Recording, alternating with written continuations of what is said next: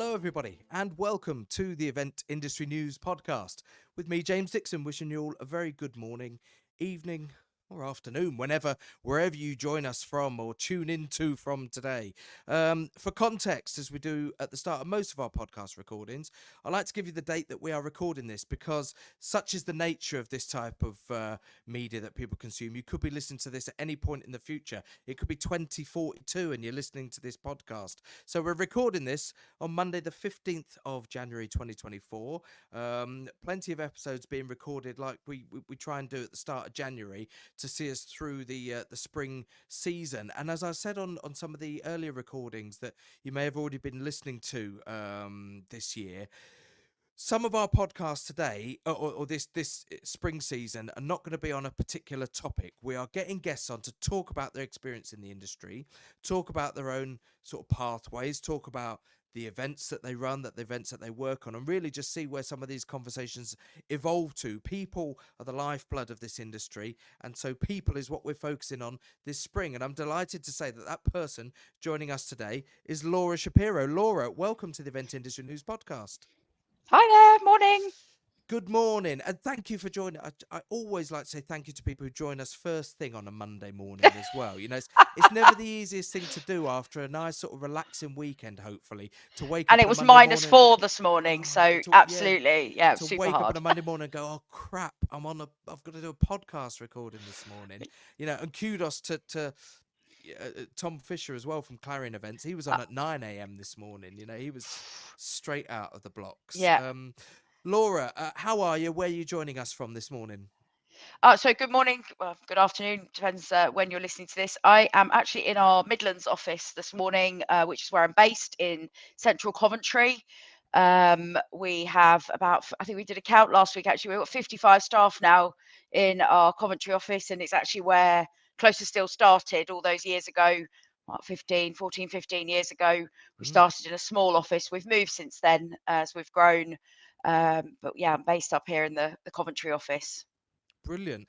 Yeah, Coventry. I've worked there a few times. Worked at the arena there under the stadium many times. Great Yep. venue there, actually. You know, slightly on a tangent at the start of this episode, but it's a great events venue underneath the stadium there. It is, yeah. I've only been twice actually, I think, in my whole life. So yeah, it is a good venue right on the M6, so easy to get to, but is under the shadow of the NEC, I guess, not too far away. Yeah, did you say shadow? But you know, it's God, the NEC. It's I don't know if I love it or hate it. The NEC. The car parks are it seems to take ages to get anywhere. Or to navigate around it, but I guess that's the nature Well, at the of a moment, venue that's expanded so much over the yeah, the years. the moment is the roadworks on the outside, but once they Yeah, are finished, whenever that might be, it will definitely be much easier to get to. I mean, obviously, I would drive there. A lot of people from London will get the train. That's yeah. pretty easy though. But yeah, it's a we're lucky to have a great venue in the Hey, two great venues in the Midlands. Absolutely, yeah, absolutely, and you know, a lot of our conversations on here with event organisers and event companies are often London centric as well. So it's nice to speak to somebody who works for a company and a big event organizer who's not London sort of based and who's based in the Midlands and can It's maybe chat important to about that a little be bit. geographically diverse as well as all the other protected characteristics that we're working with at the moment. It's really important to have a idea about what people outside of London think, and Mm, where they're willing to travel to, and are they willing to travel to London anymore. And to be honest, we have seen a trend that people outside of London and the home counties and Kent and that kind of thing are less inclined to travel to London for a show. And yeah. so, what have we done about that in the last 12 months? And I'm sure we can come on to some of Well, that yeah. as we go through.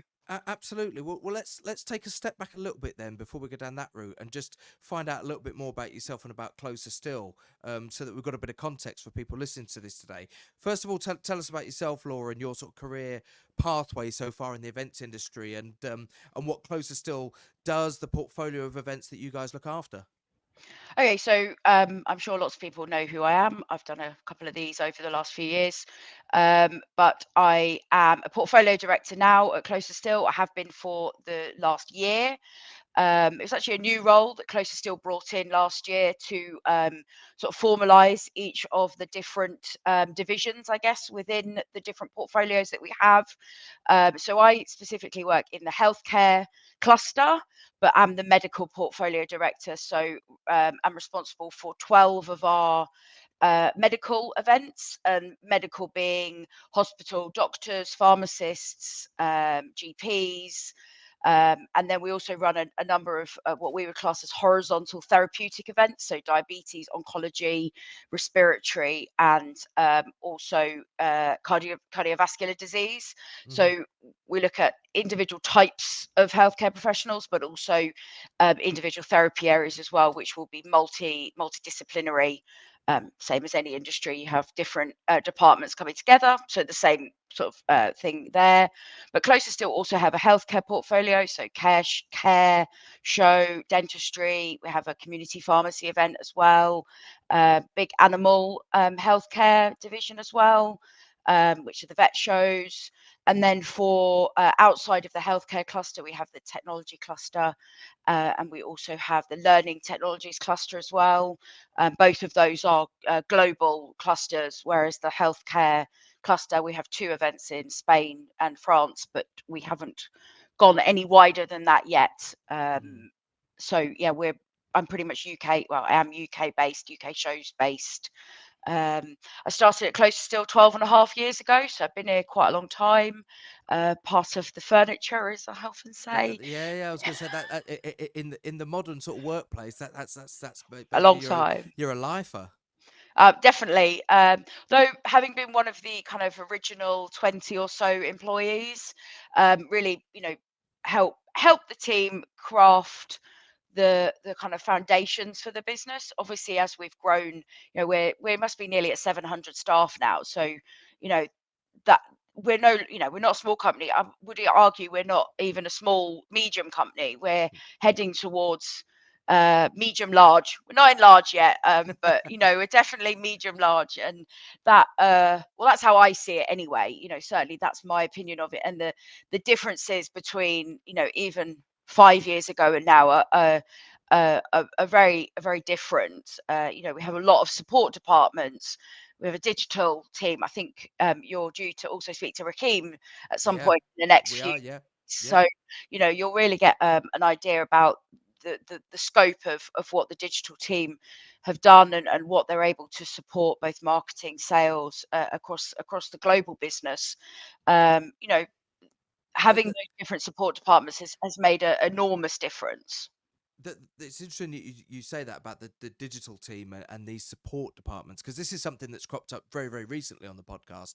Is almost this, well, it's not new roles, but how we've evolved over the last 10 and 15 years because of the amount of data that we're now fed, because of the systems and the processes that we have in place to plan, run, and execute our events. Yeah, we've now got these digital teams that 15 years ago wouldn't have existed, because we Well, need them, 5 don't years we? ago, I would argue they probably didn't exist, certainly in the capacity that they do now. Mm, I have to be honest, it's certainly not my area of expertise. And but that's why having some experts, we're experts at selling, putting an event on, but actually now we have experts at digital marketing, and it isn't just helping get delegates to a show, which is what most people think it is. There's opportunities there within the sales team as well. mm, A lot of what we're doing, obviously using pay per clicks and having the retargeting. I mean, that's literally as much as that's probably the extent of my mm. vocabulary in this department. But it's those kind of things, and also having the next generation of team members joining us as well. They have a totally different kind of outset, and what they're looking for from an event, and actually being, again, using that diversity thing, as well as having age is important, and having a wide range of age, not just youngest but also older people as well, because Sure, what do yeah. they want out an event? What do they want from coming to coming into a workplace as well, not just looking at our solely at our trade shows. So yeah, I think it's really important to have different diversity as well, and different staff of that, and the digital team have got something that most people don't have, and that's really great. And I guess that diversity will filter then into your audiences and your attendees. Given sort of medical and healthcare, there are so many then different strands to that in areas of expertise for people who work in that industry. If you think, doctors, just the sheer amount of different sort of specifics that a doctor or a consultant or a healthcare professional could work in. I guess Well, going back to I that think thing about the the digital teams, they must be able to yeah. analyze the demographics of who's there, and that opens up doors for you. Absolutely. I think the prime example here is, in pharmacy. So the show I came to Closer Still to run was Clinical Pharmacy Congress. With an expert exhibition director at the time. The two of us created the Clinical Pharmacy Congress. Let's just call it CPC because that's much easier. And the first thing, well, after a few years, we kind of started to look at obviously the demographics of the audience, and the over 50% of pharmacists in the UK are Muslim. So we ended up, Ramadan moves each year because Yeah, it's on their calendar, not our of 12 course. Yeah. January to December calendar. And at one point, the show was going to fall in the middle of Ramadan. I was like, we can't do this because not that's not right, I think, No, was no, the no. way I described it. And maybe I don't use exactly the right words here, but the point is we consulted a load of pharmacists and asked them, would you prefer us if we actually moved the show outside of Ramadan, so back into June, because it's usually in May? And the overriding response was, yes, that would be amazing. And the amount of positive PR that we received for doing that was amazing, because Mm, the professional leadership body actually kept like a senior fellows dinner in the middle of Ramadan. And of course, a lot of those senior fellows are Muslim and therefore couldn't go to the dinner. So it's really important that you know your market. You hear that from lots of people in this industry. You have to know your audience, and if you know your audience and talk to your audience, and now we can talk to them in through lots of different mediums, not just the phone or email. You will create a more harmonious community, which is mm. what your event wants to be at the heart of. So all these things come together, I think, to give us that we all want to be number one in class, don't we? That's all. Yeah, That's all of our absolutely. Yeah, goals, is yeah, to be yeah, yeah. number one. Yeah, absolutely. And going back to this, when you reference 5 years, five for these digital teams, have you seen more transformation then in the recent years because of the information that you've got available than the previous sort of 7 or 8 that you worked at Closer Still? I think so, and I think I'll be honest. They've very much focused the last year and 18 months on the technology portfolio, because I guess it's easier for um, kind of digital technology to fit with technology shows, Mm, and now the learnings that they've taken from those shows, they are now starting to roll out in the healthcare portfolio.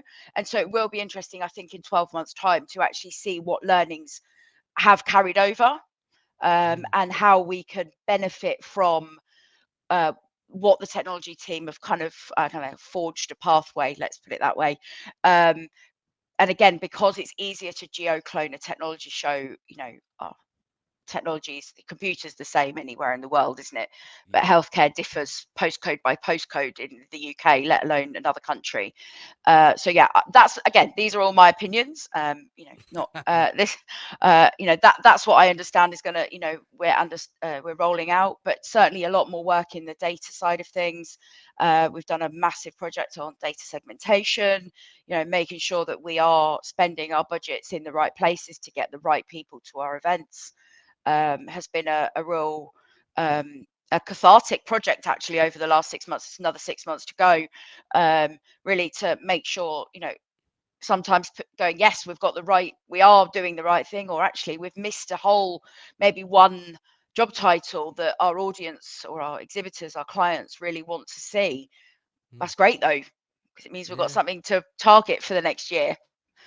Going back to that conversation a little bit that we touched on right at the start then about locations, do you use that data then to shape where the shows take place, or do you generally try to keep them in the same place because it helps the team from a planning and an execution point of view. Yeah, so all of our show, we don't run any peripatetic events in the UK. So everything stays in the same venue, or the same city. We have moved some between Olympia and Excel.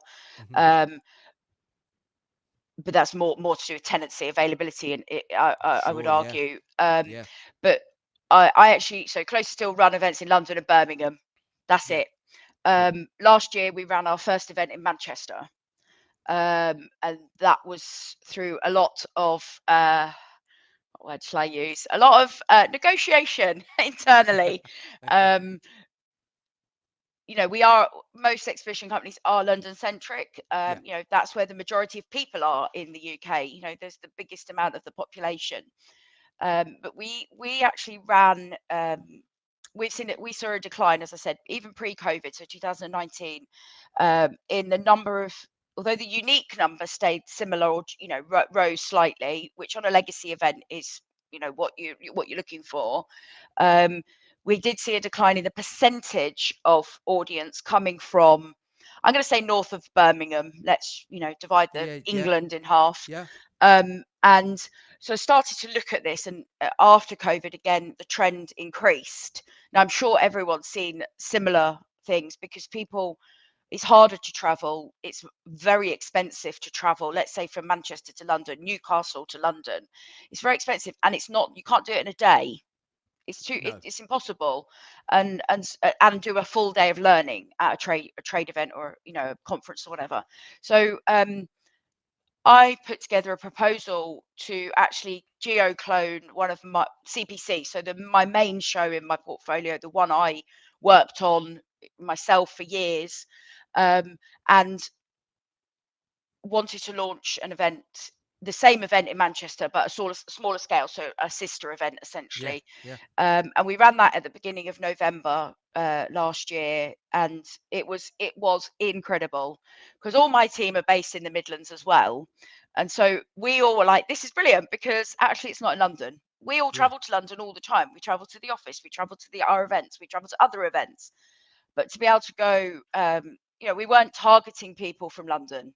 If some Yeah. came, obviously we're not, if top pharmacists, pharmacy technicians came from London, we're not going to say no. But we invested our budget in people from north of Birmingham, Yeah. essentially. It didn't. It helped us actually with the launch because we had two train strikes in May on the 2 days of the London show. Oh, So crikey. although So people a lot still of could people that get would have there, gone to London, they came to Manchester couldn't. then. Yeah. Exactly. So thanks to train drivers for that. It was actually, for us, it was a blessing in disguise. Yeah. And from exhibitors' point of view, those who did support us in that launch, some of their comments were incredible. Just, I've met three chief pharmacists, so they're the most senior pharmacist Hmm. that I've never ever met before. They've never been to CPC because they've done it for 10 years. And they did the Manchester one, and they got to see three people over 2 days. Some might say that's a terrible return. But if they're three chief pharmacists who have buying power, who they've never seen before, I would argue that's a fantastic return on It, whatever you spent. it is when you look at the money that they could potentially then be spending with that supplier and what it's cost the supplier to actually be there to do that. Yep. In The 10, return 10 the years, return is they'd exhibited significant. at the London event. So Mm. they still support the London event, but they hadn't, that person hadn't gone to the northern of to a north to the London event. So by having a northern event, it opened the doors to people who haven't been able to come. They all wanted to come. They never unsubscribed from the emails, so they saw Mm. all the delegate promotion, but just weren't able to come because it was too far, too expensive, and they couldn't get the time off. Sure. So to me, it was worth it. Is this where we have progressed as an industry, certainly in the exhibition industry, from headline statistics and headline data, as in how many people walk through the door, and we're in so much more of a sophisticated position now where it used to just be about the sheer volume of numbers coming through the door, and you would have very little else really from a data point of view when we worked in a more analog operational sense. That now somebody can come to the show, speak to three people over 2 days, but class that as a really successful show, whereas when I think back to the first trade shows I went to, which is probably 2005, and seeing those, it was all about the headline statistics. How many people Yeah, came through the door? I do think so. I mean, there obviously are exhibitors who want volume, but your higher spending exhibitors, your bigger net worth, whatever, whatever ways you want to describe them, um, you know, they want a specific type of person, Yeah. and you maybe have different theatres or different streams of content that are aiming to actually drive that group of people to your event. It's very Mm, important. And again, I'll go back to that. What do your audience want? And that's not just what your delegates want. What do your exhibitors want? mm, We're all pitching, salespeople are pitching, pitching, pitching. But when you ask, okay, oh, it's not quite right for us. Well, what is right for you? Tell yeah. me what you want. Are we nearly there? Because if we're nearly there, I'm sure there's something that we could tweak to get it so it is Mm, 100% for you, or 75% right for you. Um, but yeah, I do think so. I do think there are more opportunities for that kind of individual bespoke opportunities, and that's something actually our digital team have been experimenting with some of our tech shows. So again, mm. it will be interesting to see that kind of um, maybe that's something Raheem will Yeah. talk to you about I, later, because he's the head of that team. Yeah, we'll dive into that a little bit deeper when we get him on the show. I think it's scheduled next week. I keep for Yeah. you never know when people are going to listen to these, but yeah, next week I think that one's scheduled in for. But you touched on something then. You mentioned the conference element of the show and the content that's actually been there, the educational content that attendees and delegates can go and see. How how does that shape itself year on year in terms of how you put the program of content together in the educational strands of the events? Is that really shaped by the people who deliver those sessions to you, telling you as organizers, look, this is what's happening in our sector at the moment, this is what we think needs to be on your conference program? How much of a finger do you need to keep on the pulse of the industry to understand what's happening? Well, you've really got to be in the industry. You've got to be seen as part of it rather than another party. Hmm. You want to be at the heart of your event. Um, we actually, so now we have a content team, a healthcare content team, and that really has come from post. Well, during COVID, we hired a head of healthcare content, and now that team is 5 or 6 people. Mm. I mean, if just to put it in context, when I came to Closer Still, my job was also conference producer for the whole for CPC, as well as the sales manager, as well as the event manager, I guess. So Everything then. I did pretty much did everything. But we were a startup company. Sure. Essentially, we were a startup company, and so it was. We used to pack the delegate bags in the office. That's how basic it was. I mean, we physically don't have the time for that. Though sometimes if a bag insert comes late from an important client, you'll see all the team on build day putting the last insert in the bag, because it's important that your clients are happy. So content is delivered by a content team. They have advisory boards that are all members, delegates of your audience. Some of our shows will have a commercial member of the advisory board. It's difficult in medical side of healthcare. There's a lot of very strict rules and regulations, which I really won't go into because it will Mm. bore everyone to death. But there are a lot of rules and regulations I can around what you imagine. can and can't do. Yeah. And so it's difficult to have a client on your advisory board, but that doesn't mean to say you can't speak to them on a one-to-one basis and get, especially when you've got your uh, target audience working in a commercial company. So if you have a pharmacist who actually now works for, let's say, a pharmaceutical company, they're Yeah. your perfect ally, because they are your audience, but they're also your client, and so they wear two hats for us. So they're really Mm. useful people to have good networking with, and that's the same, I guess, in pretty much every industry.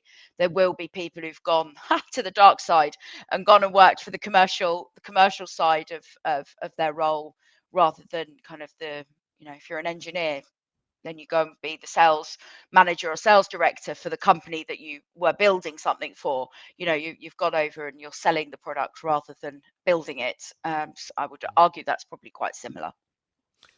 This may seem up a bit of an odd question, but I just want to pick up on delegate bags because when I've had conversations with people before, it's all very much dependent on the audience that you're serving as an event and the attendees that are coming to it. Some organizer move to sort of digital content that delegates can go around and tap smart badges and things like that on exhibitors on exhibitors stands and things like that, but delegate bags still work in certain audiences. So have you found that's because of your audience? You've got sponsors and exhibitors who really feel like they need to put something into the hands Well, of the the people coming to the show. our biggest spenders across the medical portfolio are pharmaceutical companies, and so they are quite, although they may come across as being quite new age, they're actually Hmm. quite old fashioned in my, Hmm. again, in this is my opinion. And so having a leaflet fits in a box that they can get approved and get budget for. Yeah. Getting a digital QR code on their stand that people then scan and then they follow up doesn't fit in a box that they've already got approved. And so the industry is actually behind what's happening. Although they all want to be, they're all trying to be sustainable and more green and everything, which we're all trying to do what we Mm. can.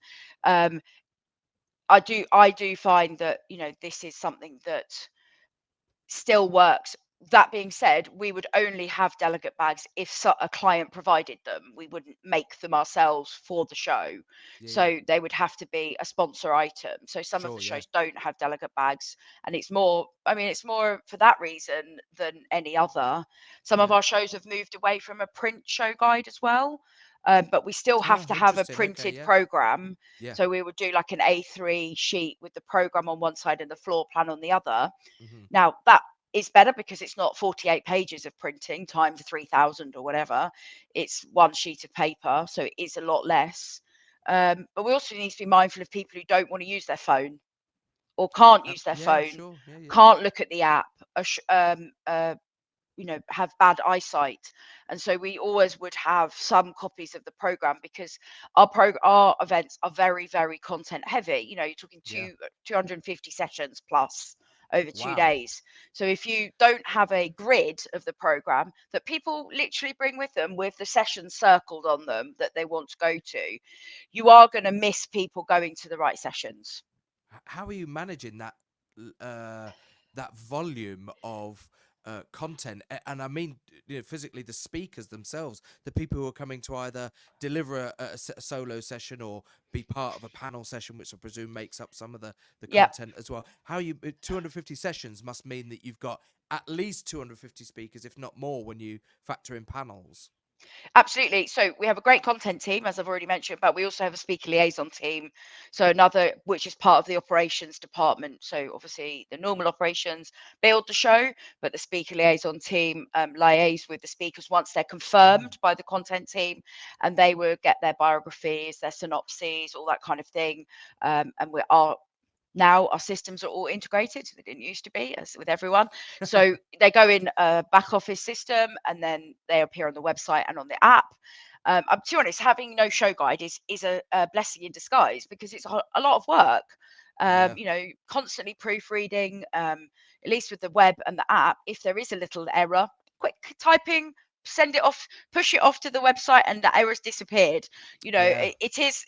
There are there are Well, some very yeah. positives to that. I had that, Event Tech Live. I'm on the production team for Event Tech Live, and I remember, day two of the show at Excel last year, we had a last minute addition to a panel, and within, it took me 90 seconds to log on, add all their details into the back end, push Yep, publish, and it's API'd and it's pushing into the app, to the website, etc., etc. Once you commit to a printed show guide, that's it. It's always out it's of date. effectively out of date, isn't it? Yeah, the minute you've printed it, it's out of date. Yeah. And that's why doing just a program grid, which is like a quick view, so it doesn't have all the synopses on it. It just has the session name and maybe the speaker's name, but not all their job titles. You can then, I mean, if you had to, you could print it in the office. On the events the size that we're running, all of my events, you could run off 3,000 copies on the printer in the office if you had to, the Mm, day before the event. Worst case scenario.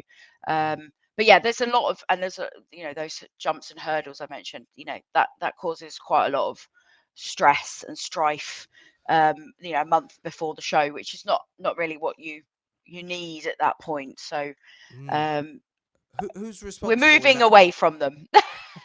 With your speaker liaison team, who's responsible for generating the synopsis of a particular session? Is that the person who is The going to be speaker. delivering that session?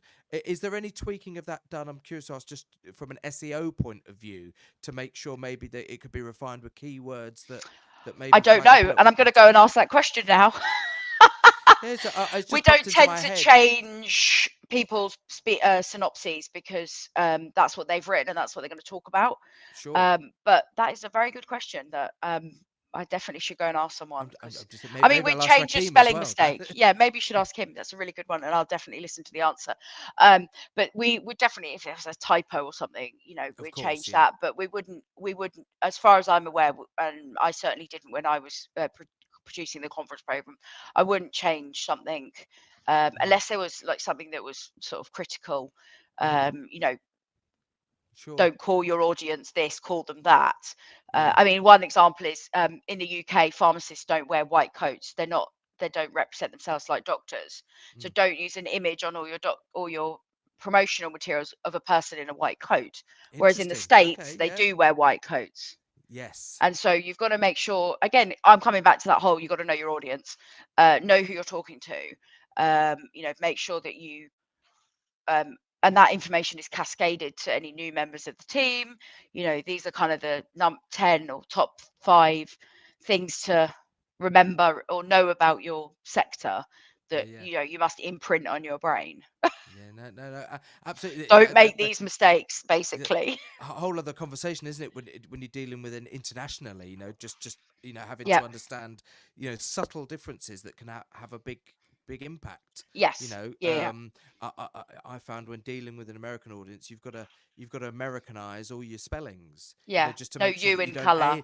yeah, and z's instead of s's in words, organization or something like that. Yeah. You've got to you have got to tweak, because I find that even the smallest mistake that might seem really insignificant can actually not offend people, but it can actually make people think, oh well, they don't understand their audience. I'm not doing that. I'm not I'm not going. going there. Yeah. Yeah, I'm not Absolutely. going there. Yeah.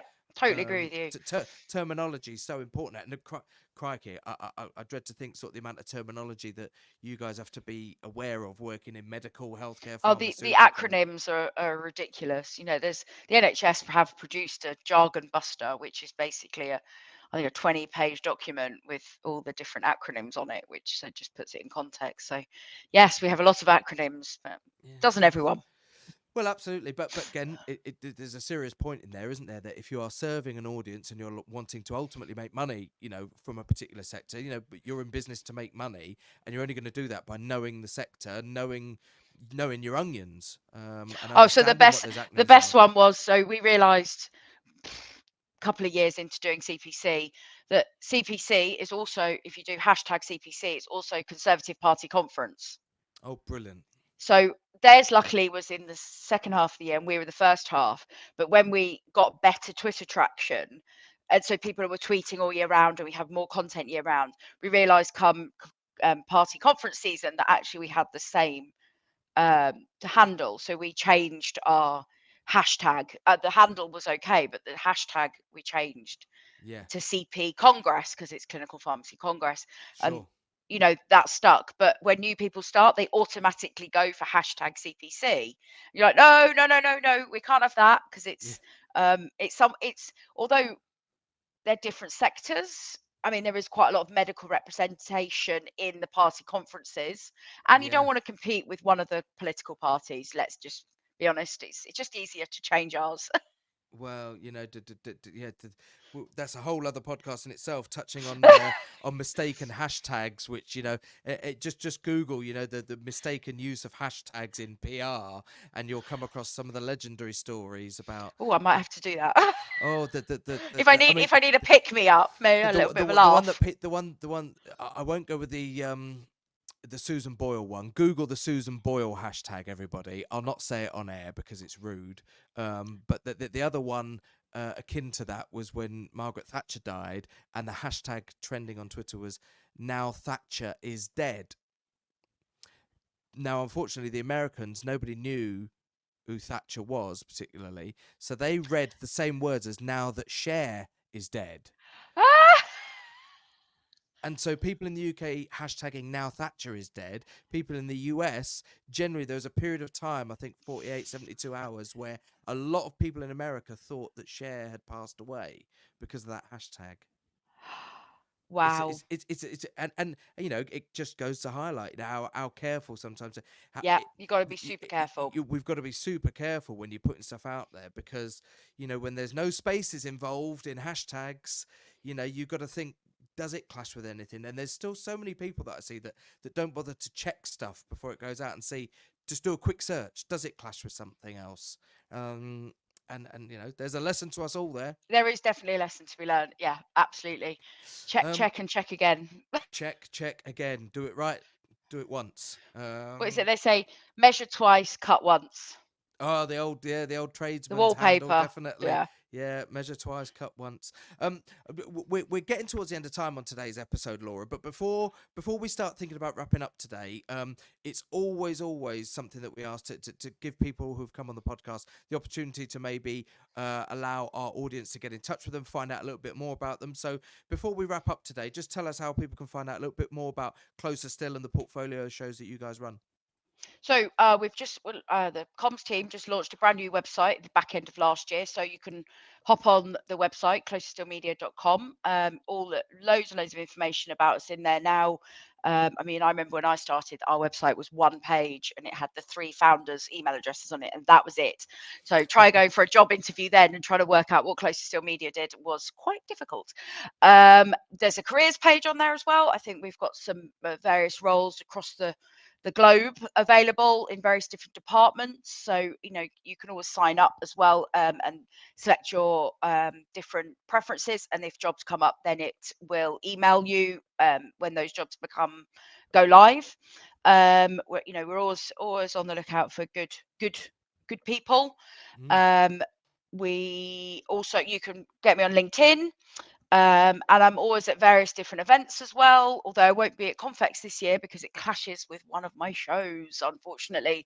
I'm often at, obviously, I'm the president of Women in Exhibitions, so you can meet me a lot of the Women in Exhibitions events if your company's a member. Or you can, reach out on LinkedIn. Use LinkedIn quite a lot. So, yeah, you can find me as Laura Shapiro on there. And I've been on the website this morning. It is a good website. Well, there you go. The Very comms team will be very happy with that. modern, easy to navigate, nice clear menu bar, about us. You know, I'm you know, loath to point out that there is still a huge amount of event websites that don't have the actual basic information that you're looking for on there in a really easy to find way. It's amazing how deep you've got to go into some companies' websites to find out what they actually do and get a clear explanation on what about us means. I often find that with our clients. Sector. Well, our clients often, and then you can't find a phone number either, and you're like, how do potential customers ring you? But that's, again, that possibly might be a whole nother podcast. Oh, that's a late night. That's a late night whinge podcast. That one, definitely. Our guest today on the Event Industry News podcast has been Laura Shapiro from Closer Still Media. Do go and check those guys out. Loads of stuff happening with them, and a careers page, as I said. So if anybody's listening to this who's looking for new opportunities, go and check out the new website there and have a look at any opportunities that might be available via those guys. Of course, before we wrap up today's episode, a little shout out for our own bits and pieces that we've got going off. We've got eventindustrynews.com. So if you're listening to the podcast today via your audio podcast provider, please don't forget to head over to eventindustrynews.com, where you will find the latest news, features, special supplements that are published by the sales team and the team over at Event Industry News, and of course the A to Z supplier directory. If you work in the events industry, you're looking for a product, a service, or a supplier, the chances are you'll find it on the A to Z supplier directory on eventindustrynews.com, where you can also find video versions of all of our podcasts as well. Of course, you may have started your journey there today by watching the video of this podcast on eventindustrynews.com. If you have, thank you very much for tuning in. And don't forget to go in the opposite direction and make sure that you subscribe to the audio versions of the podcasts wherever you get them from, whether it's Spotify. You can subscribe to the YouTube channel and watch them on there as well. And of course, via your podcast platforms. Thanks very much again, Laura, for joining us today. It's been great to chat No to problem. you. Thank you very much for having me. And we will see you all and hear you all on the next edition of the Event Industry News podcast. Thanks very much, everybody. Cheers.